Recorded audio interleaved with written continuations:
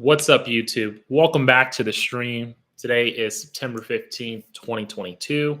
It is a beautiful Thursday. I hope everybody's well. I apologize for not making a video in such a long time.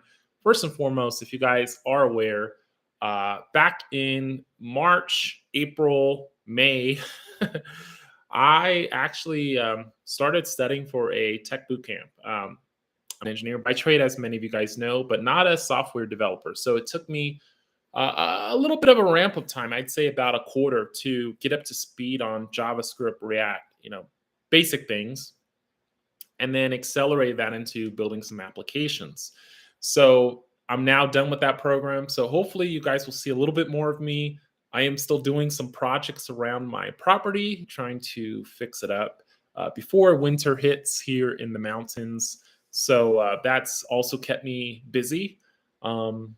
But other than that, I am pleased and happy to update you guys on this EOS Ideathon. Now, if you guys remember, back before I left, I really started to champion, I think, this idea of having what I called an Ideathon. And what an Ideathon is, or what the inspiration or the concept is that one of the things I recognized in EOS or even Ethereum, even in the tech space in general, is that a lot of the times there's a tremendous barrier of entry to actually creating an application because of the tech stack, the knowledge of needing to know the tech stack and building out all the code and all these nuanced things that are required to actually take a project from inception to actual use, for consumers to use.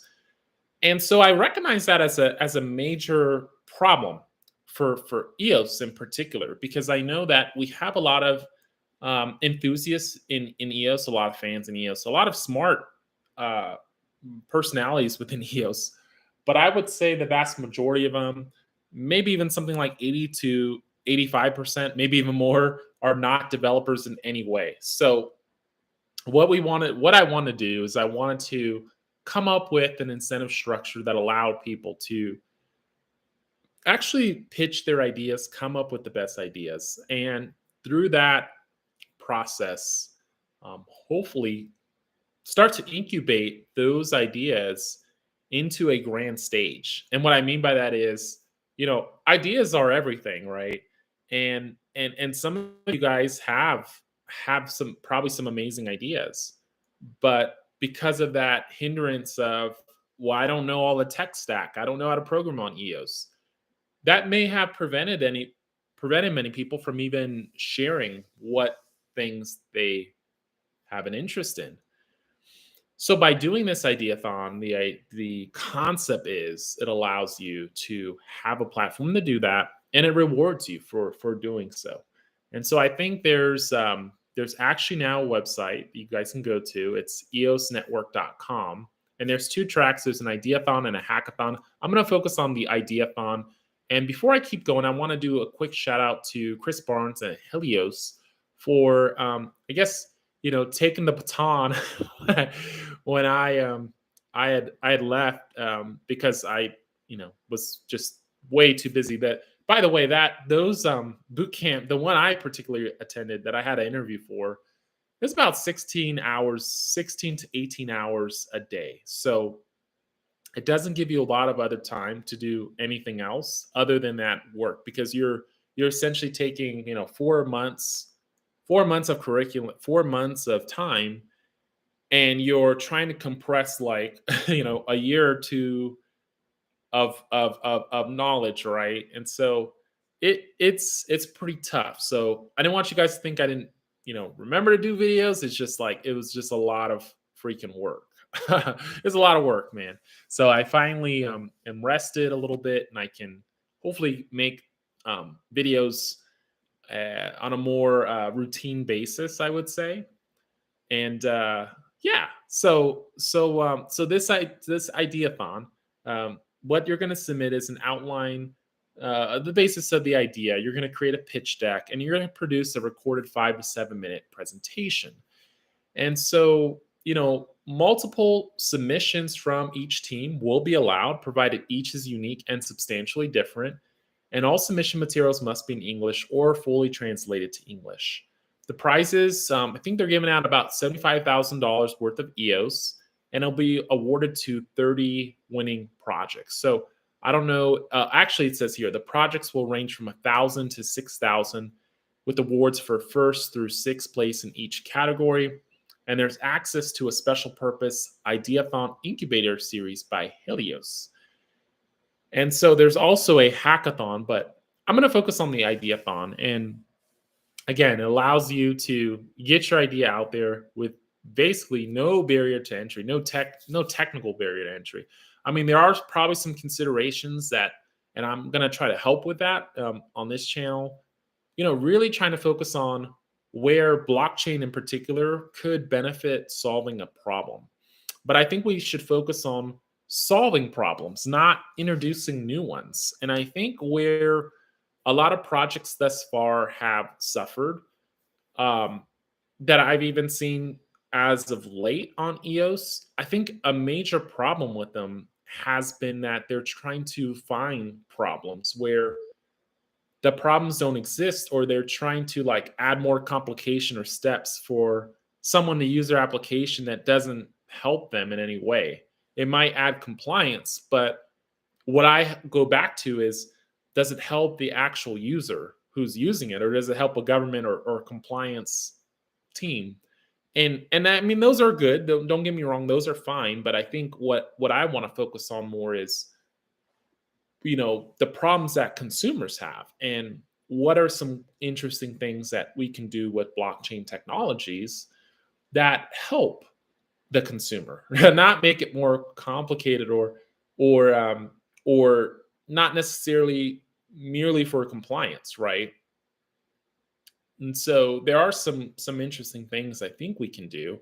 My particular focus, I'd love to collaborate with others, and so one of the motivations in doing this video is to try to find other like-minded community members who want to partner up on a team, right? To come up with like a team set of ideas that we submit to in this competition.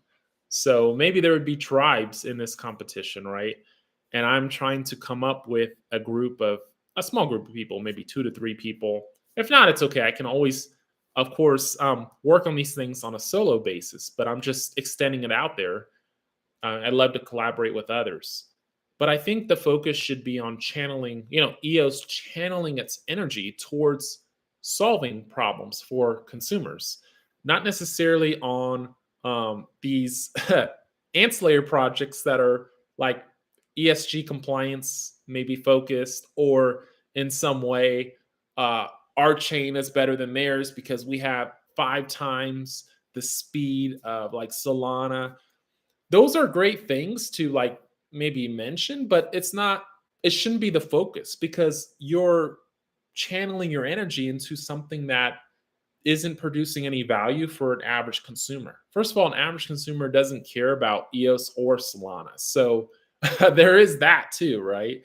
And so if you want to nudge the needle towards a direction that actually brings more users and really starts to provide the narrative that EOS is by far, has this amazing permission system and is leveraged on XYZ applications. You need to come up with actual products and services that do that for consumers. You can't just say that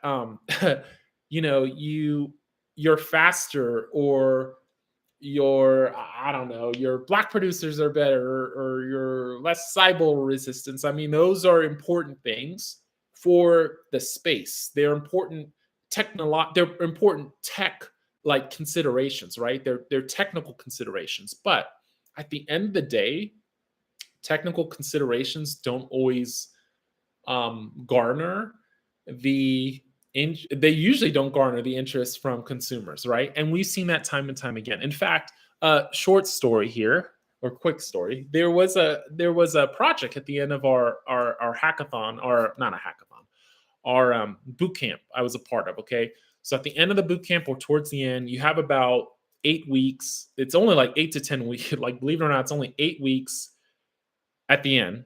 So once you go through your curriculum, you have about 8 weeks to put together a project from inception to full blown application. I do have an application. It's called dbspy.net. You can go check it out. It's a database abstraction tool. It's part of actually what I'm going to try to pitch on EOS in a way, not for databases, but hear me out a little bit. Um, but anyway, well, I'll get back to that. The point is that when we were doing this project, we surveyed the field, we surveyed the technology field, and we were asked to solve a problem in the technology field through tools, through open source tools, development of open source tools for developers. And so one of the considerations we had, we started looking at certain technologies that are out there, certain languages that are out there. Okay. Now, for those of you that are developers, you know about JavaScript, you know about like React, right? And so we looked at like some other newer platforms that are out there. Some of them far better than, I mean, in my opinion, in some other people's opinion, in terms of technical performance metrics, were far better than say like a React. Okay, they have faster compilation times, they have faster performance, there's better user experience if you use those because now your application's running faster. But at the end of the day, none of that mattered to, first of all, none of that matters to consumers because consumers don't study if an application's built on React or if it's built on, say, like a smaller project like Solid.js. Maybe some of you guys have heard about that. Consumers don't care about that. So that right there just tells you, like, that was my whole argument today with a particular individual on Telegram. Why I think that's a very poor use of energy, even to make those statements, because it doesn't matter at the end of the day. What people are after is what set of life. Like, okay, I'll give you two perspectives, and this is something I've acquired since, especially being a part of this boot camp and putting together applications. One of the things I was looking at is, okay, does this new platform have the libraries I need to develop software? And most of the time they don't, even though they're more technically superior than, say, a React. In terms of the libraries that are available, the support that's available, let's say I run into an error or bugs are occurring, where can I go to solve that problem? Okay, these other platforms that are faster and more optimal in some ways, most of the time they have poor library availability, and their technical support, like the amount of forums and amount of where you can go to solve a particular problem, or where you can go to get up to speed fast to build something. Those three things are lacking. And if you look at EOS, not to be mean, but if you look at EOS, right now, those are major issues. Okay. You look at the amount of libraries or plugins or different things that developers can use to build their applications, basically doesn't exist. Okay. And I'm not being mean, I'm just being honest as someone who's now spent like ordinance amount of hours building an application, okay, and understanding those issues. You run into an issue, a technical issue, okay, as a developer, whether you're seasoned or not. If you're using a new language or you're using a new platform or blockchain, there's going to be issues. So how do you solve those? Now, I think EOS has partially maybe addressed those through this EVM initiative. So now, leaning on maybe contracts in Solidity or, Ethereum-based contracts that can be ported over into EOS. Maybe that solves a lot of problem. Then again, even Ethereum, Solidity, a lot of these contract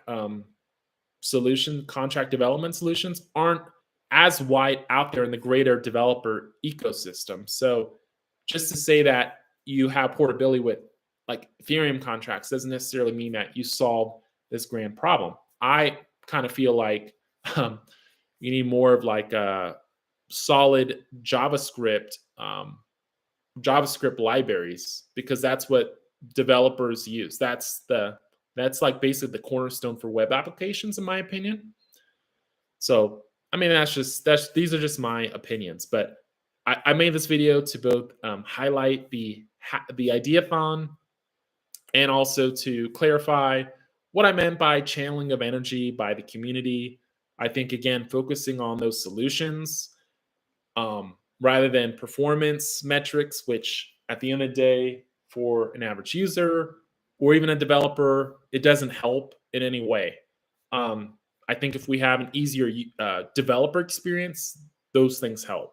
If we have training, that's going to help people like me. I don't really know right now with all the changes with Antelope, and it's great, but it like the documentation just doesn't seem to be like well put together for someone who's like going to come into that and try to build on it, right? So if I don't want to build on Solidity or an Ethereum based contract, so I think there's still some issues there, and I think that's where um, the ENF or people in the community, I think that's where the focus should be. And if your focus isn't there, I think it should be on like applications that could help average consumers. So anyway, that's my rant. I hope you guys enjoyed it. I'll try to do some more of these, and I'll try to keep you posted on the Ideathon, because I'm going to hopefully um, be a participant in that. I'll be putting together a couple submissions. My main focus is going to be it's no I guess it's no surprise to you guys. It's going to be the abstraction away from code, from software. And so that's something that I spent a lot of time on in my bootcamp program with databases, and how you abstract away the complications of database codes, or how you set them up.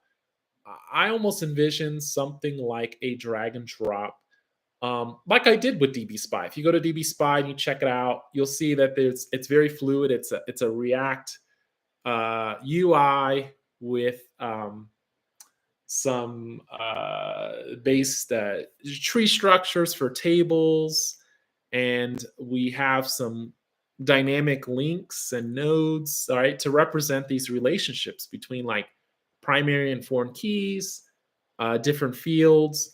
And so I really want to try to do something similar to that with EOS, with um, very simple use cases that users could need, right? You think about like Steve Jobs and like and what he did with fonts and word processors, or think about Excel and how Excel is a very specific driven application but it's an abstraction, right, of this math and these types of things that users often would do. If we take that same model and apply it to um, something like smart contracts, I think we have something that is very special, because we're solving a problem that no one else is solving. And so that's what I'm hoping to partner with other people to really ideate on, and put together a couple different potential, you know, builds that could actually be used by consumers, um, not NFTs or trading NFTs or trade shit coins, or you know, I don't know, games. I mean, those things are cool, but just they're they're like things that people are trying to introduce that like there's not actually it doesn't actually solve a problem. And so as an engineer, I like to solve problems. So in any event, that's my rant. Hope you guys enjoyed. Catch me on the next one, and I'll talk to y'all later. Peace.